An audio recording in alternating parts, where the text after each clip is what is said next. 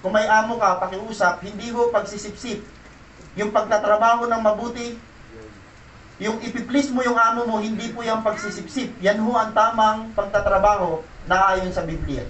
Kung ginagawa mo yung the best para sa opisina, ginagawa mo yung the best doon sa trabaho mo, hindi mo yung ginagawa para malugod sa iyo yung tao, ano na yun, basic na yun. Kundi para malugod ang Diyos na nag-utos sa iyo ng bagay na yun. Hindi dapat sagot-sagutin ang mga ito, ni kupitan man. Ito nga yung sinabi ko sa inyo kanina, paano mo itrato ang amo mo pag nakatalikod na siya, o paano mo itrato ang amo mo pag wala na siya. Mga kapatid, wala man nakakita o meron, tandaan nyo, may mas the best kang amo na nakakita sa langit. Tama? Wala yung amo ko. Wala nga siya, pero nandyan yung tunay na amo mo. Sino? Si Lord. Kaya kung paano ka magpasiklab ng kilos mo sa amo mo, literal. Ganoon ang gawin mo, lalo pag wala siya. Kasi may Diyos ka nakakita at nagsasabi sa'yo, yan ang anak ko.